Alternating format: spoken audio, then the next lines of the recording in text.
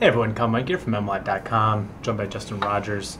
Lions coming off a disappointing 14-6 loss in Arizona, Justin, and the big talk this week and certainly today has been the offense and the lack of explosiveness that we've seen from that unit really since week one. 35 points against the Giants, haven't had more than 24 against any team since.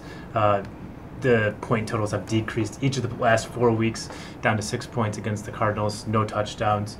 What do you make of what's going on there? Looks a lot more like Michigan's offense, I would think, at this point.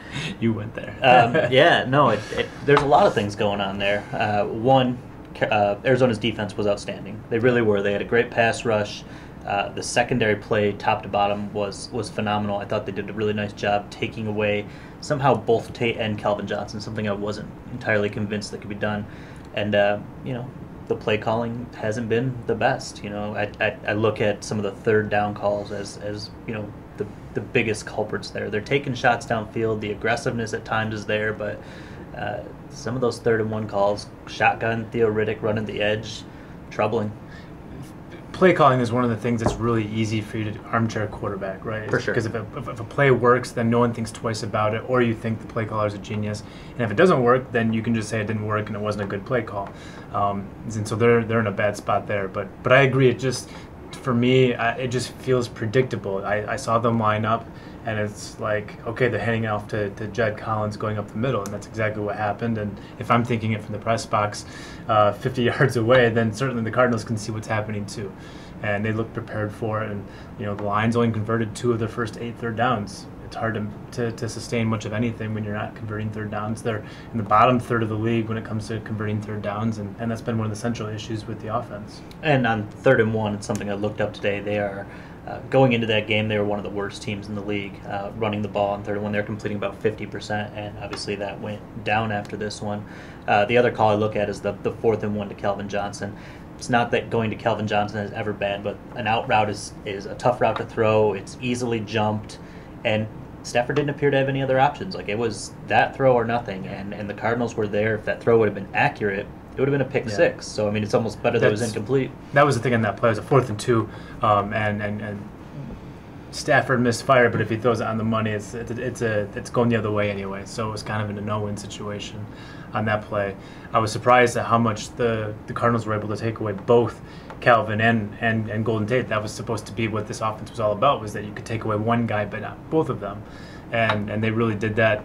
0 targets for Tate in the second half, and Jim Caldwell's been asked about this several times in the past 2 days since the end of that game about Golden Tate not getting targets. 0 in the second half and 2 for the whole game. And he said some games are just like that. And some games he might have 10 targets, and some games he might have 1.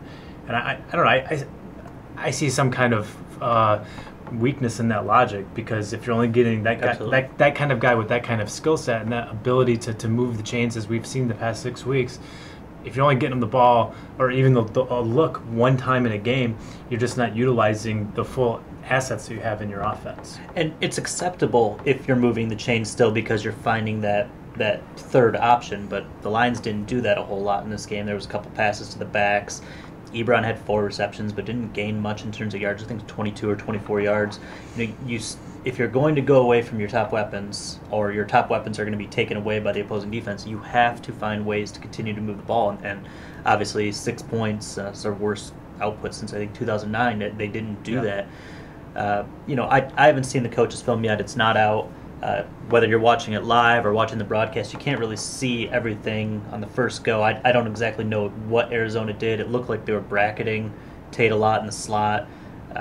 Calvin Johnson had more man coverage, which probably explains why he had 12 targets. But end of the day, again, credit to Arizona's secondary. Yeah, just not enough from the Lions offense, and this is something that we've seen throughout the year. These are year-long problems that we've seen from Lombardi and his offense, and the problems were masked a little bit when you're winning games and you're having these dramatic fourth quarter comebacks. But by rule, to have a comeback, you need to be losing first of all, and the Lions have found themselves in some deficits the past few weeks, and they were able to overcome them.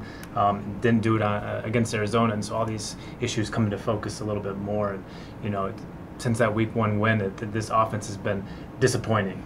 And I don't want to, say Lombardi's not going to work out here. He has to go or anything like that. I mean, you don't want to jump off the ship. This is still a guy who a lot of people credit as being a really bright offensive mind, but certainly it's not working right now. And his hiring to this point has been disappointing. And one guy we need to give credit to, the one guy in the offense that seemed to really flourish against the Cardinals was Joyke Bell. Absolutely. Yeah.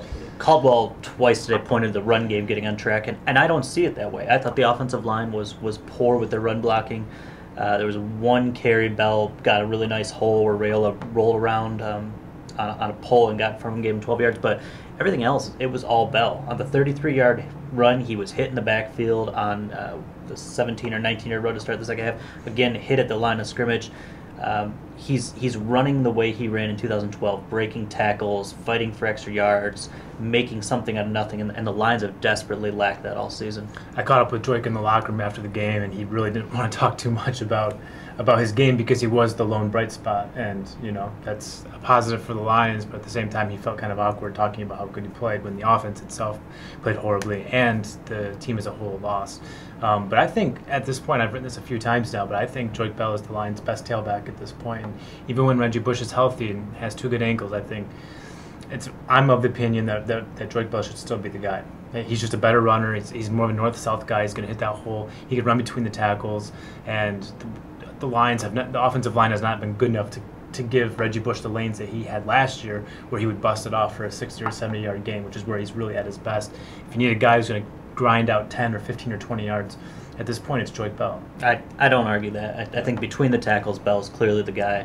I'm not in the camp that wants to bury Bush. I think you saw with Theo Riddick in this game, he still is a project in development. The Cardinals took him away largely. He put a couple passes on the ground.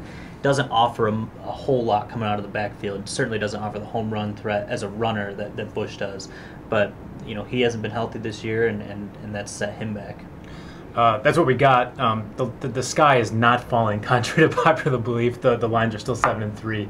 Tough game this week against the Patriots, but their defense is so good they'll stay in any game. They only lost 14-6 to the Cardinals because their defense is so good.